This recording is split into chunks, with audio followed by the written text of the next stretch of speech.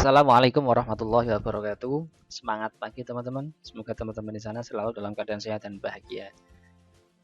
Sekarang kita masuk ke submateri ketiga ya, yaitu rangkaian seri pada arus bolak-balik.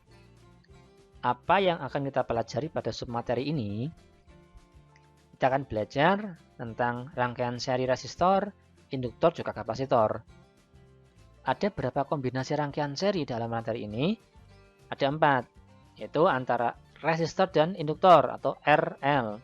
Kemudian seri antara resistor dan kapasitor RC, induktor dan kapasitor LC, dan terakhir ada 3 ini, resistor, induktor, dan kapasitor atau RLC yang dirangkai dalam satu rangkaian seri. Apakah kita akan menggunakan diagram fasor dalam membahas rangkaian-rangkaian tersebut? Ya, kita akan menggunakan fasor, dan fasor arus atau I digunakan sebagai acuan. Kenapa? Karena nilai arus pada rangkaian seri nilainya sama, sehingga bisa kita gunakan sebagai acuan. Yang pertama kita bahas dulu rangkaian seri RL. Dari skema dan diagram fasor, kita akan membahas 2 gambar tersebut. Yang pertama dari skemanya dulu. Jadi kalau RL ya, berarti ini resistor, ini induktor. Ada VR, ada VL. Bagaimana menentukan V totalnya, V gabungannya ini? Kita bisa, dengan diagram fasornya nih. VR, kenapa kok VR satu garis dengan I? Nah, ingat ya, kalau VR dan I pada rangkaian resistor, nilainya sefase, makanya segaris.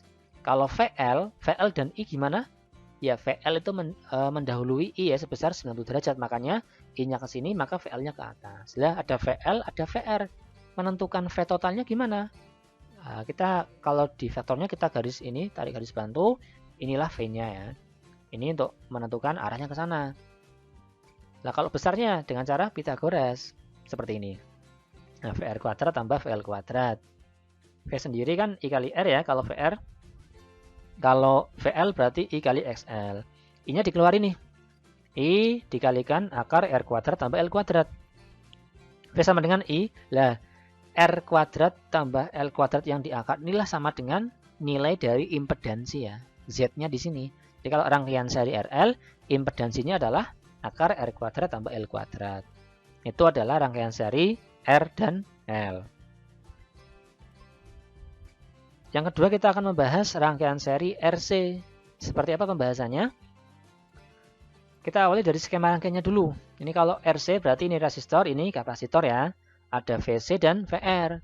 Bagaimana menentukan V gabungan dari VC dan VR ini? Seperti ini, kita gambarkan diagram fasornya. VR sefase dengan I, VC karena ketinggalan dari I 90 derajat ya, makanya ke bawah. Berarti nanti resultannya yang ke sini nih, V-nya. Sama dengan rangkaian sebelumnya, kita bisa mencari V seperti ini.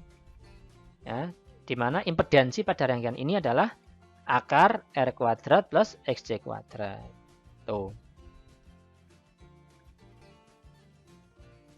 Yang ketiga, rangkaian seri LC, sekarang induktor dan kapasitor.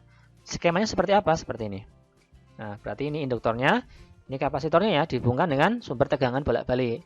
Berarti bagaimana menentukan resultan atau gabungan dari VC dan VL ini? Ada 3 kondisi. Kondisi pertama saat VL-nya lebih besar dari VC. VL ke atas ya, ini kan ini I, maka VL-nya ke atas, VC ke bawah. Saat VL lebih besar, di sini VL warna merah lebih panjang, VC warna biru lebih pendek. Resultannya kemana? Ini kan segaris nih. Resultannya berarti dikurangi VL kurangi VC. Ini yang warna hitam ini ya. Inilah V gabungan saat VL-nya lebih dari VC.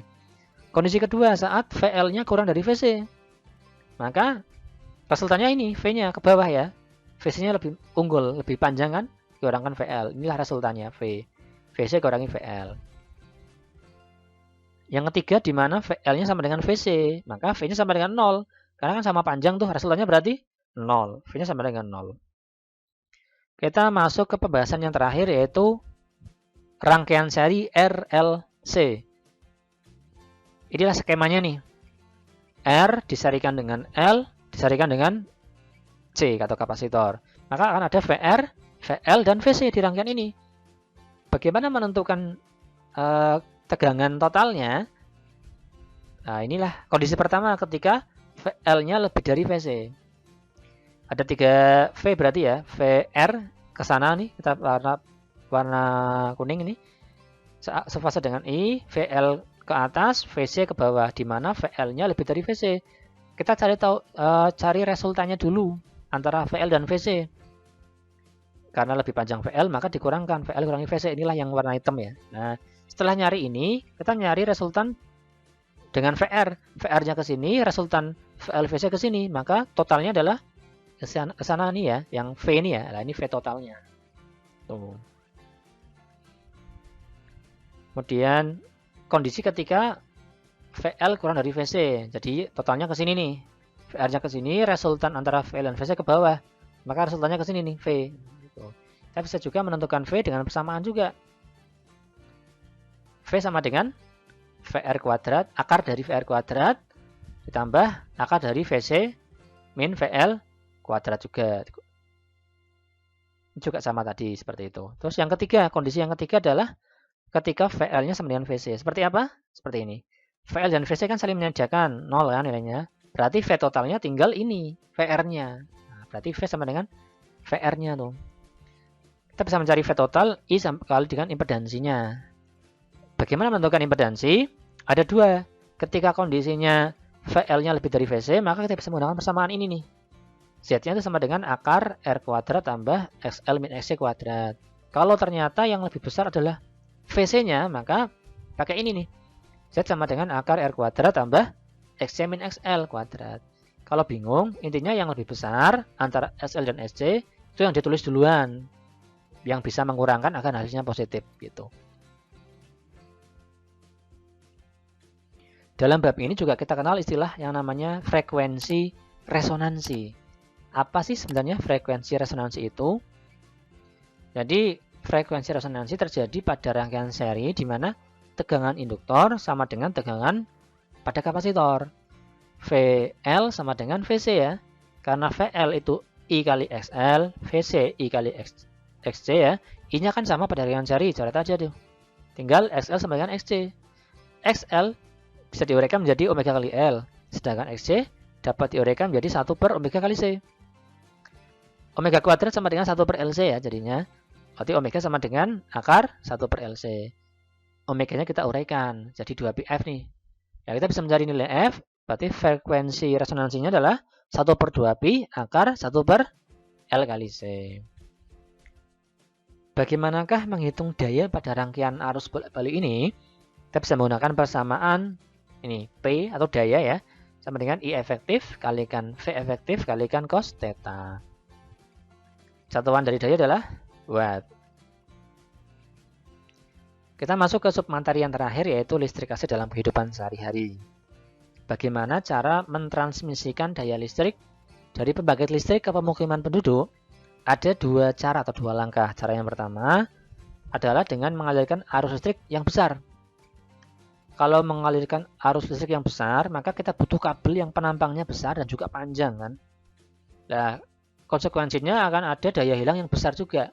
Makanya cara yang pertama ini kurang efektif untuk mengalirkan daya atau mentransmisikan daya. Nah, kita yang biasa digunakan itu adalah cara yang kedua, yaitu dengan mengalirkan tegangan yang tinggi.